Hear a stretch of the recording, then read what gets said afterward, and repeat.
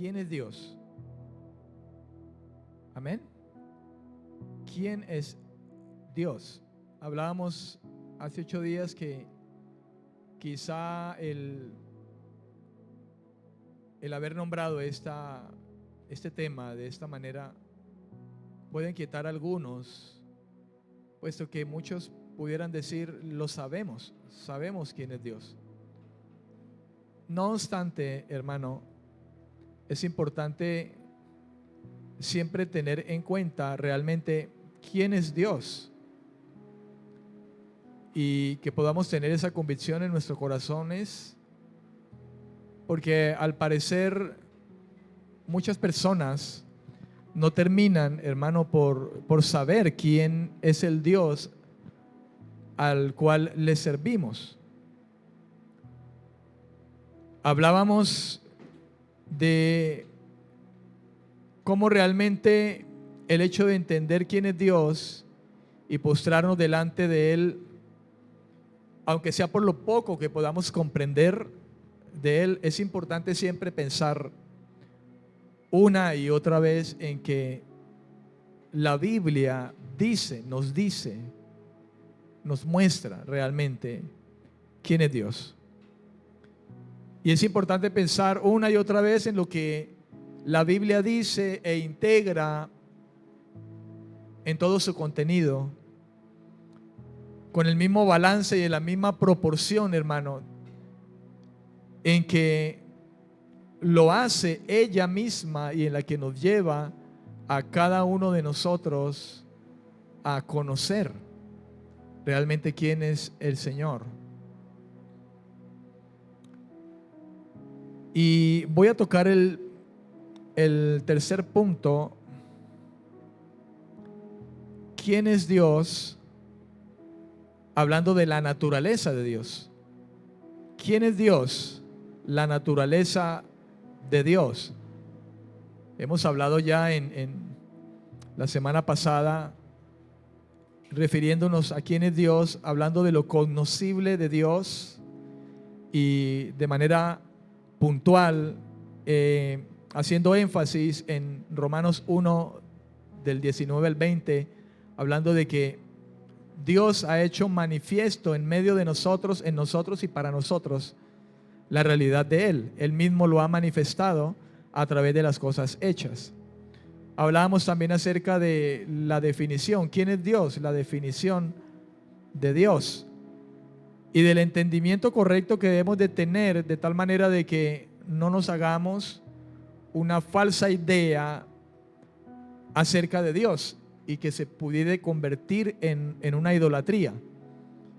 Decíamos pues de alguna manera que el hombre quizá viva de alguna manera, hermano, definiendo un Dios a su parecer, a su acomodo, a su conveniencia.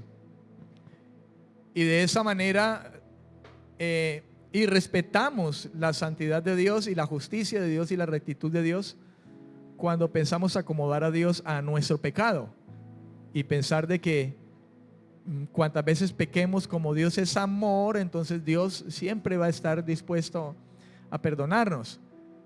E inclusive no tenemos necesidad de buscarle de la manera como Él quiere que le busquemos. De esa manera podemos nosotros encontrar los pensamientos de muchos hombres, de muchas personas. Ojalá eso no sea el pensamiento de quienes se reúnen con la iglesia, ¿verdad? Puesto que, amado, es de saber que entre nosotros, dijo el Señor Jesús, habían muchos que no eran de nosotros y quizá tienen ese pensamiento.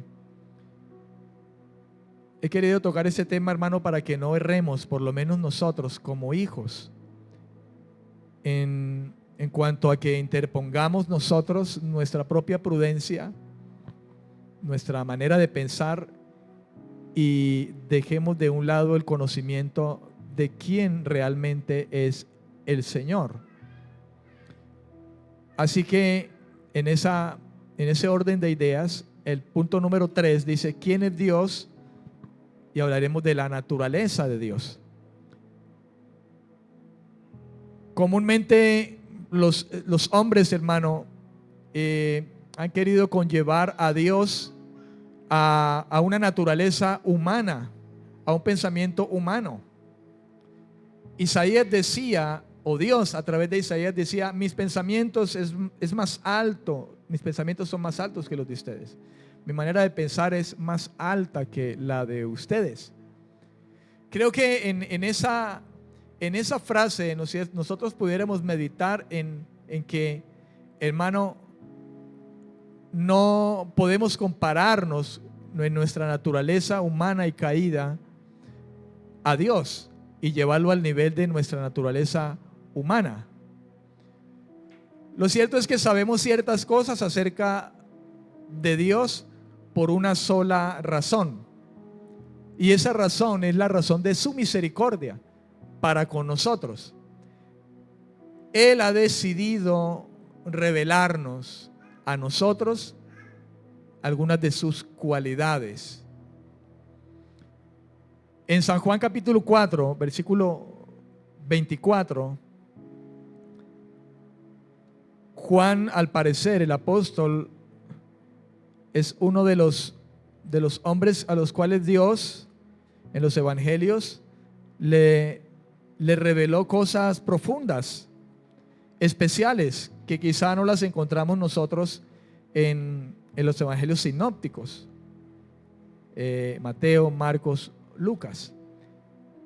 Y en el capítulo 4, versículo 24, Juan habla algo especial acerca de la naturaleza de Dios. Y dice la escritura, Dios es espíritu, y los que le adoran en espíritu y en verdad es necesario que le adoren o que adoren. Dios es espíritu, hermano. Por naturaleza nosotros pudiéramos decir que Dios es intangible. Él es espíritu. Dios es diferente a todo lo humano, a todo lo terrenal. Que el Señor haya decidido tomar la forma de hombre, como dice en Filipenses capítulo 2, no tiene nada que ver con el hecho de que Él es igual a nosotros, sino que solamente lo hizo por razones de salvarnos, de redimirnos, puesto que el género humano fue el que pecó. No fue ninguna otra criatura la que desobedeció al Señor. Fuimos los hombres. De tal manera Dios se hizo hombre para que en un hombre se hiciera misericordia, pero también se cumpliera la justicia del Señor. Pero Dios, hermano, en sí Dios es diferente de todo lo humano y terrenal. Él no piensa con nuestra mente terrenal o humana. Como le decía ahora, los pensamientos de Dios son mucho más elevados que nuestros pensamientos. Como tal, Dios está por encima de todo. Y usted y yo debemos de tener claridad con respecto de esto, mi amado. Dios está por encima de todo pensamiento, de toda sabiduría, del amor mismo, de toda prudencia, de todo lo que pudiere relacionarse, hermano, con nosotros. Para poder adorar a Dios de manera correcta, uno debe convertirse. Debemos convertirnos primero en otra persona, una persona espiritual. Amén. Una persona espiritual. En el capítulo 3 de Juan, versículo 6, está el tema donde el Señor, hermano, tiene una conversación con un hombre fariseo, Nicodemo, uno de los principales entre los judíos, maestro de la ley. Y el Señor tuvo que enseñarle, porque aunque este hombre era un hombre muy preparado en la ley, maestro, era terrenal y humano. Y el Señor le ha tenido que dirigir en la verdadera voluntad de Dios, o en lo que Él quizá creería que entendía, hermano, por ser un maestro, de tal manera que el mismo Señor le dijo: tú que eres maestro, no entiendes estas cosas.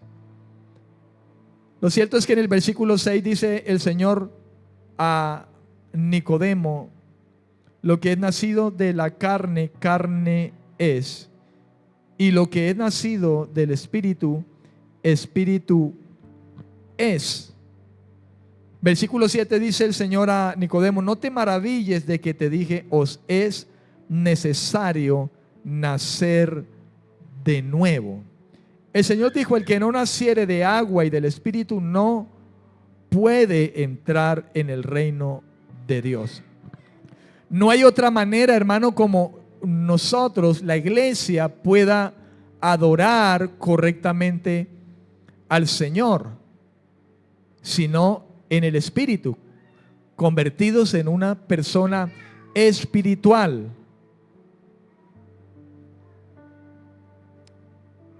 La palabra espiritual alude al nuevo nacimiento espiritual.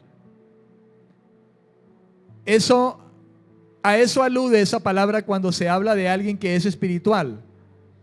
Alguien espiritual comúnmente es, hermano, calificado como una persona de emociones, una persona que cae, una persona que tiembla, una persona que llora, y normalmente lo estamos relacionando con asuntos de las emociones.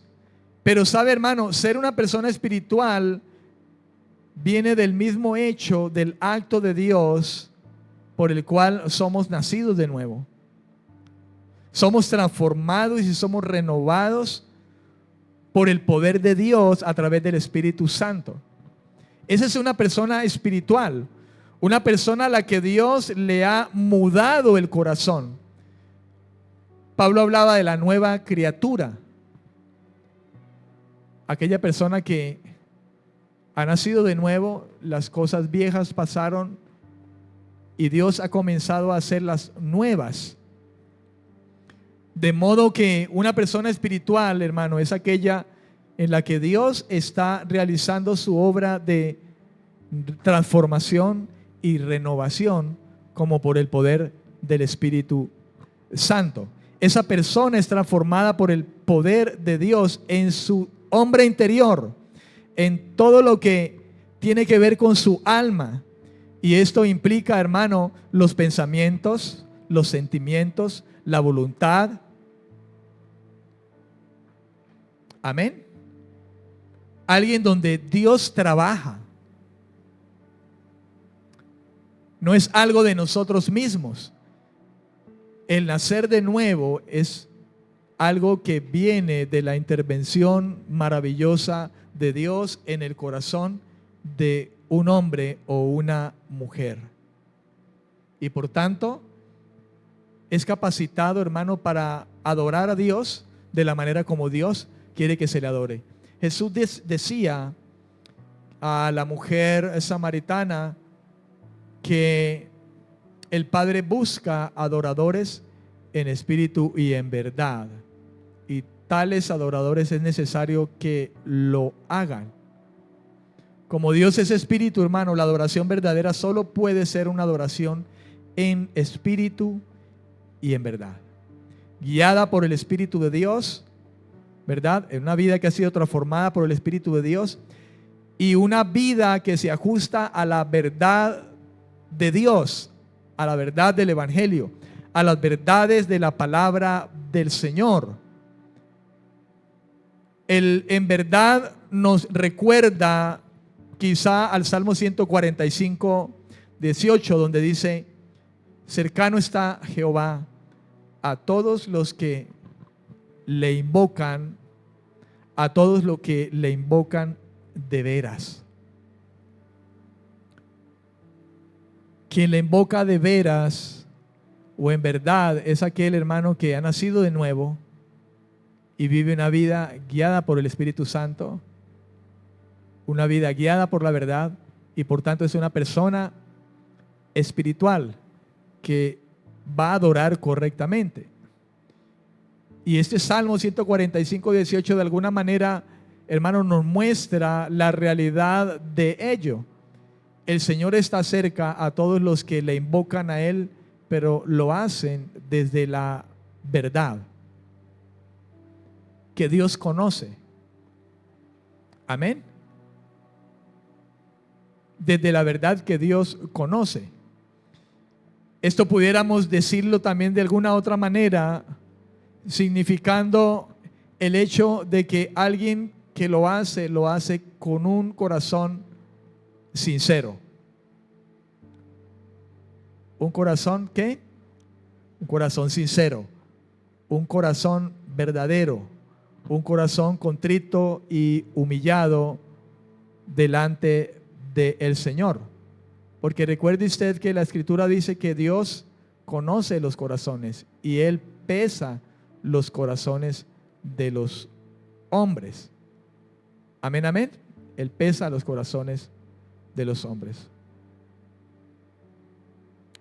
Dios es santo. Dios es santo. Y yo sé que usted sabe eso desde el primer momento, quizá en que usted nació de nuevo y llegó al Señor. Eso lo sabemos. Pero hay una frase que dice, del dicho al hecho hay mucho trecho. Y a veces, inclusive en nuestra alabanza, en el canto, en las oraciones, decimos, tú eres santo, solo tú eres santo, Señor. Pero dejamos el ser santo solamente a Dios. Quizá cuando se dice, Señor, es que solo tú eres santo. Y es como si quizá de alguna manera dijéramos, tú lo eres, mas yo no. Pero sabe, hermano, la santidad es algo que Dios demanda también de nosotros. Vosotros santos seréis porque yo soy santo. La santidad de Dios quizá pudiera ser, hermano, una de las cosas más difíciles de explicar de los atributos de Dios.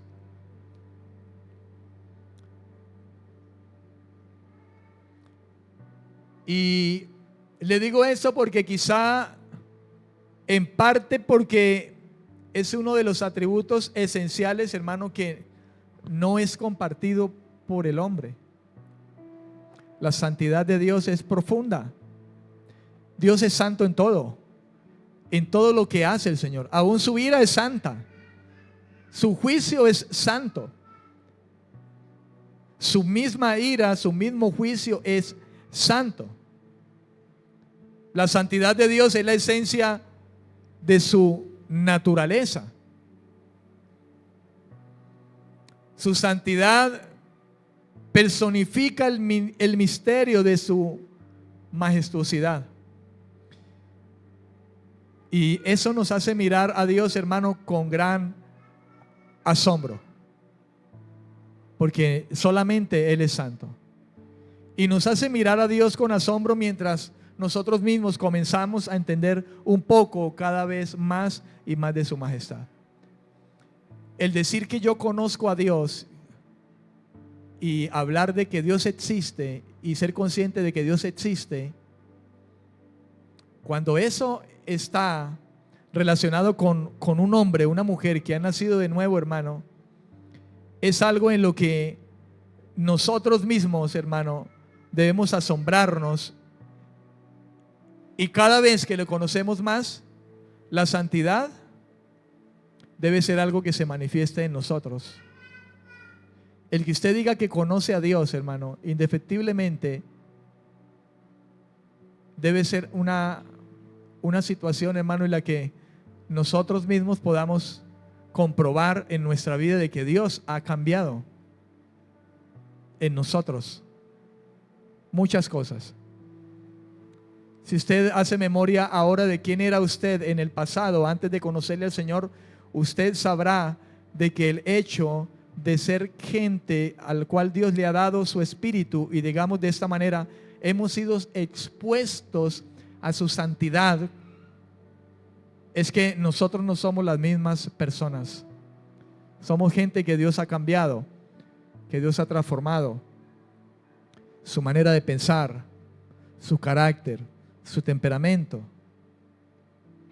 Dios ha hecho algo maravilloso en nuestra vida.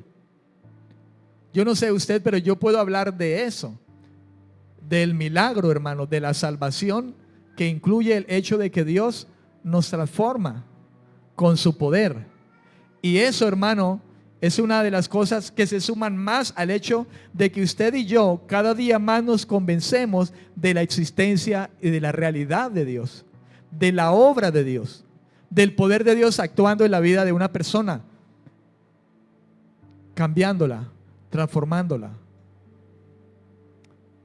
Alguien que Dios en su plan salvífico, hermano, también pensó mientras estábamos en esta tierra de que camináramos siendo hombres, que estuviésemos buscando la semejanza de Cristo, de Dios hecho hombre, pisando esta tierra y en medio de nosotros los hombres.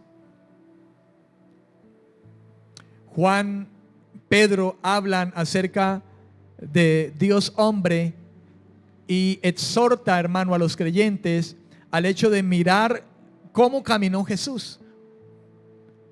Juan decía que nosotros debemos de caminar como Él caminó, que nosotros debemos de seguir sus pisadas, porque Cristo se convirtió, hermano, en el ejemplo a seguir de todo hombre o mujer que Dios acerca su gracia. Y mientras estamos de paso en esta tierra, hermano, aunque somos salvos, tenemos, hermano, por decirlo de esta manera, la responsabilidad de mostrar la gloria de Dios a los hombres. ¿Cómo?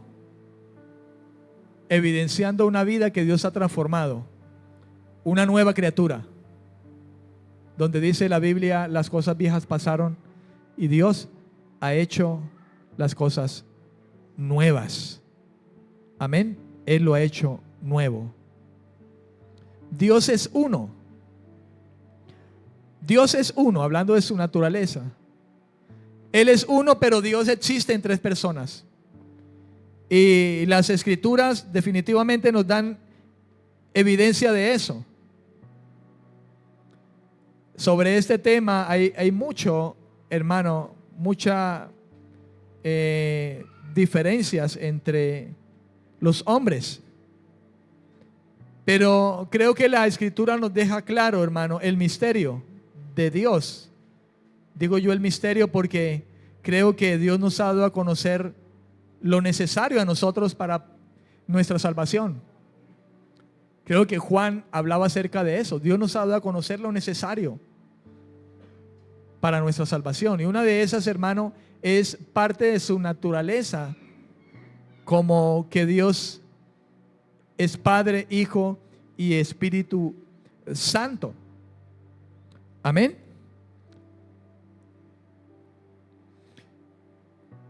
En el capítulo 3 de San Mateo, versículos 16 y 17, algo referente a esto, hermano, como testimonio de las Escrituras, dice: y Jesús, después que fue bautizado, subió luego del agua, y he aquí los cielos le fueron abiertos, y vio al Espíritu de Dios que descendía como paloma y venía sobre él.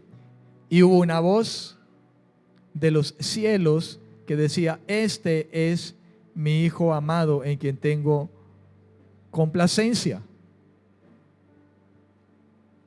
Y creo que las escrituras son claras, hermano, al evidenciar esa naturaleza de Dios. Amén. Dios es infinito. Dios es infinito. Y Pablo a Timoteo, en su primera carta, capítulo 1, versículo 17, escribía diciendo: por tanto, al Rey de los siglos, inmortal, invisible, al único y sabio Dios, sea honor y gloria por los siglos de los siglos. Amén. Dice, por tanto, al Rey de los siglos. Esto es de la eternidad. Él es el Rey siempre vivo y siempre capaz, hermano, de redimir. El Dios que nunca conocerá la decadencia ni la corrupción.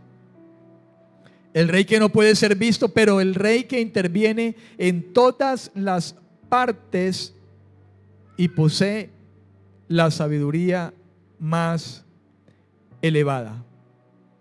Ese es Dios, el Dios que existe, el Dios que se ha revelado, hermano, a aquel que cree. Quien se acerca a Dios es necesario que crea que le hay y que es galardonador de los que le buscan. Quien se acerca a Dios es necesario que crea que Él existe. Y existe, hermano, en la realidad de esto que estamos hablando.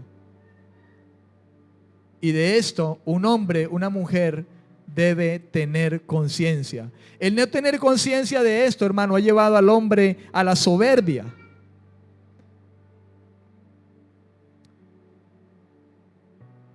Al quererse igualar a Dios.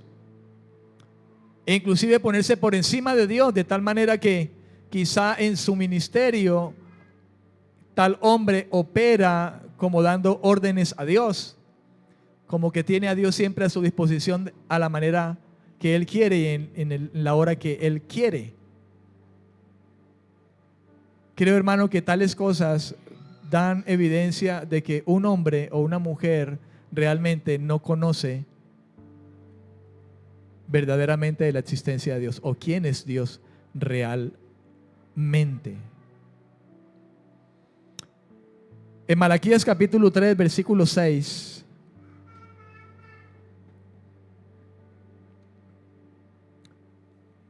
habla acerca de la inmutabilidad de Dios. Capítulo 3, versículo 6.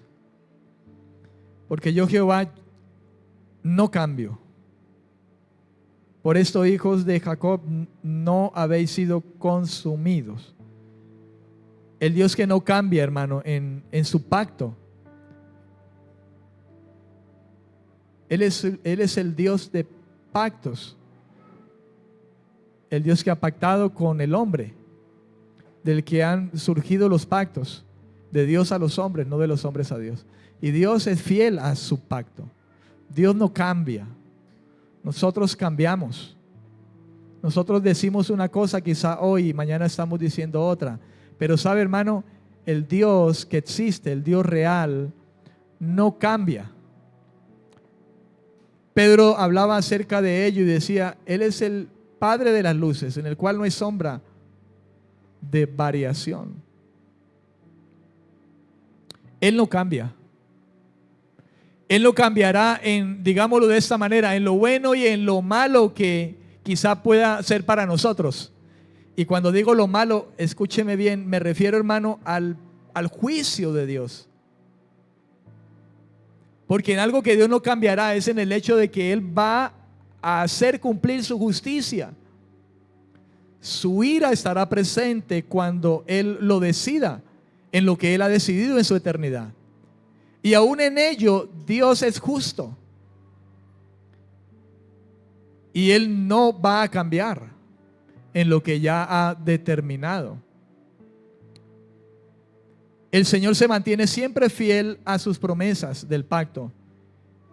Él no abandona entre estas cosas, hermano, a su pueblo. De ahí que el Señor constantemente, nosotros lo vemos a través de las Escrituras, hermano, Él está exhortando cada vez y cada vez a que el hombre se vuelva a Él. Lo vemos en las Escrituras a través de los profetas, diciéndole a través de, por ejemplo, de Jeremías, mejoren sus caminos. A través de Isaías, dejen su pecado, dejen de hacer lo malo, vengan y entonces estemos a cuentas. Dios no oye al pecador, pero si alguno de esos pecadores llega al temor del Señor, a ese Dios escuchará, a ese el Señor oirá. Santiago hablaba de la misma manera. Dios no se muda, no varía. No hay ni un giro de sombra, ni sombra de variación en Él. No hay oscuridad en Él, no cambia. Él siempre se manifiesta, hermano, claramente en el hecho de su justicia y de toda buena dádiva que viene de Él.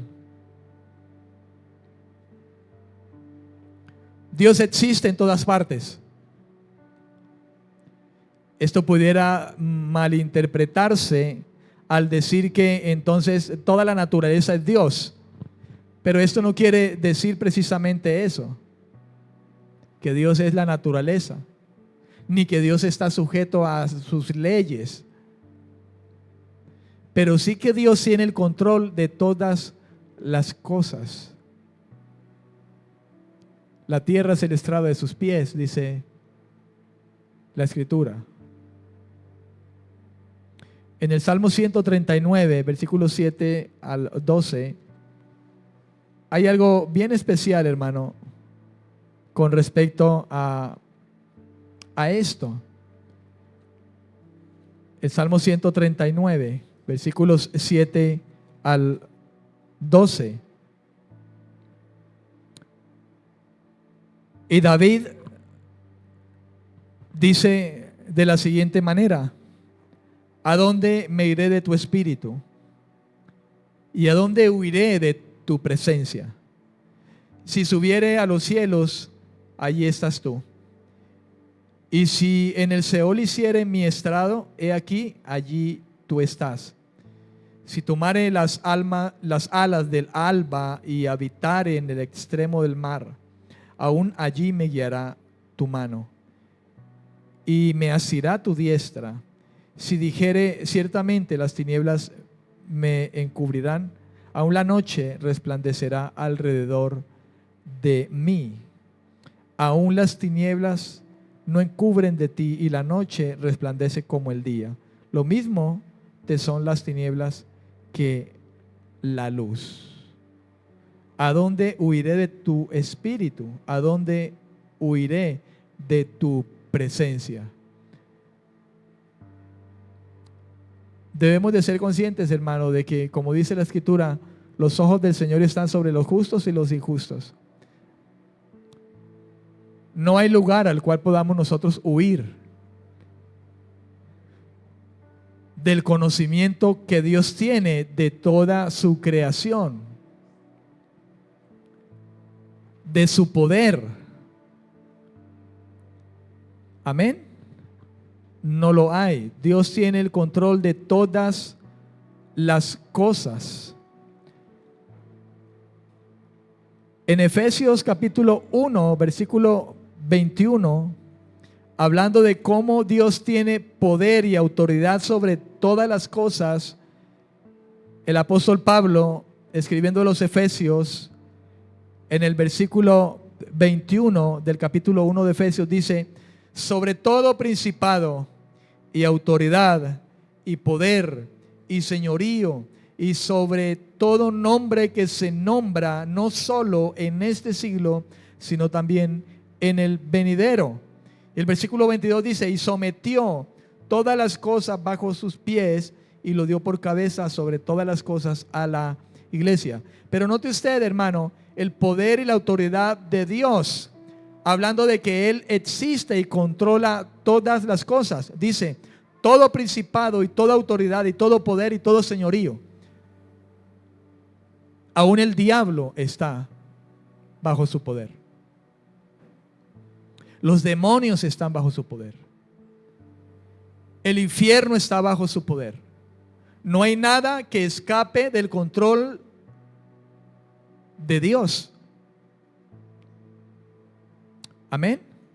No hay nada que escape del poder y el control que Dios tiene de todas las cosas. Ese es el Dios que existe y que se ha revelado a su vida y a mi vida. Amén.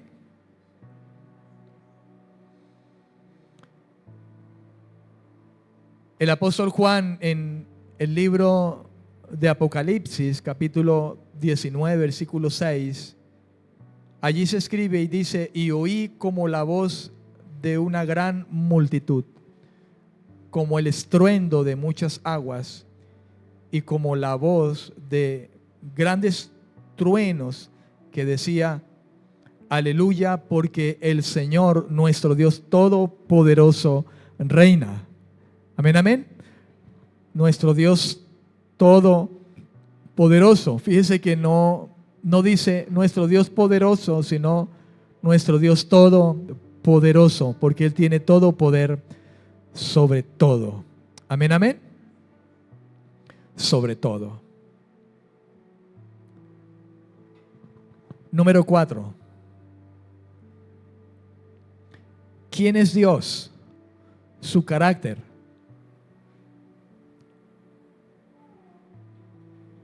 Su carácter.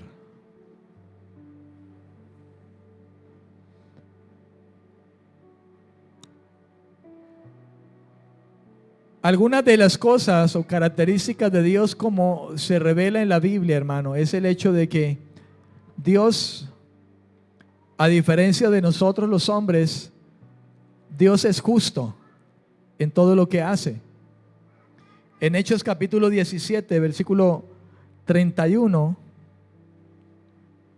diría yo que es un versículo muy conocido por nosotros. Dice la Escritura: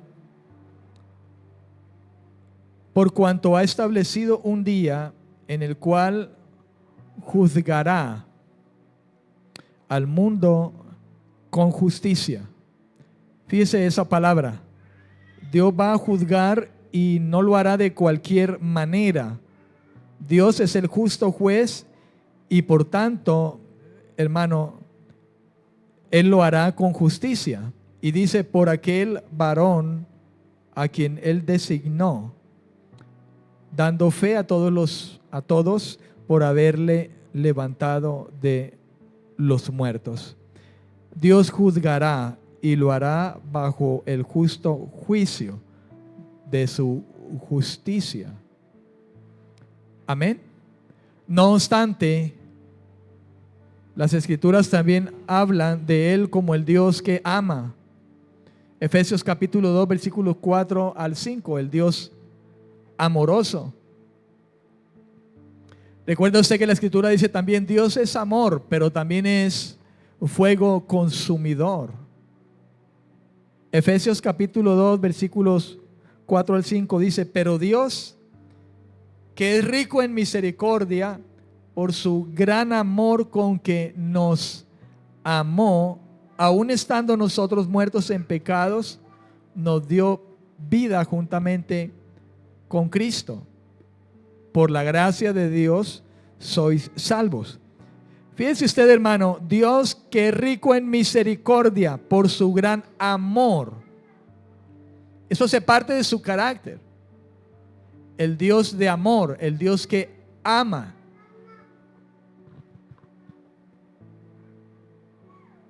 Él es el Dios veraz, el Dios verdadero. San Juan capítulo 14, versículo 6. Jesús hablaba diciendo: yo soy el camino, yo soy la verdad, yo soy la vida. Pablo hablaba diciendo: sea Dios veraz y todo hombre mentiroso. Amén. Él es el Dios santo. Primera de Juan capítulo 1, versículo 5. Él es el Dios santo. Dios demanda la santidad de el hombre, el Hijo. Porque Dios ha capacitado, hermano, a sus hijos para vivir una vida santa. Amén. Juan decía en su primera carta, capítulo 1, versículo 5, este es el mensaje que hemos oído de él y lo anunciamos. Dios es luz y no hay ninguna tinieblas en él. De modo que Dios es santo en todo lo que él decide hacer, en todo lo que él hace. Él es apartado del mal. Amén. Él es santo. Y la Biblia lo define como 3 veces santo. Santo, santo, santo, dice la Escritura. Él es el Dios que muestra compasión. 2 Corintios 1:3.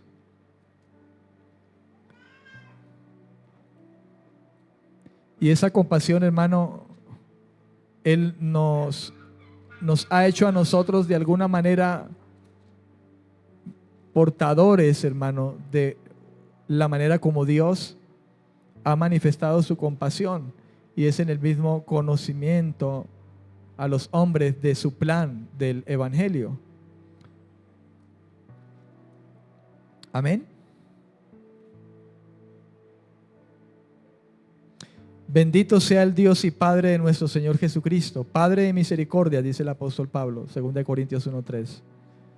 Padre de misericordias y Dios de toda consolación.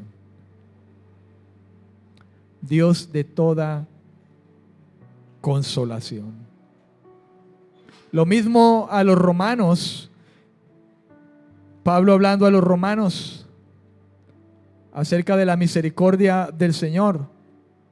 Misericordia que nos ha alcanzado a usted y a mí.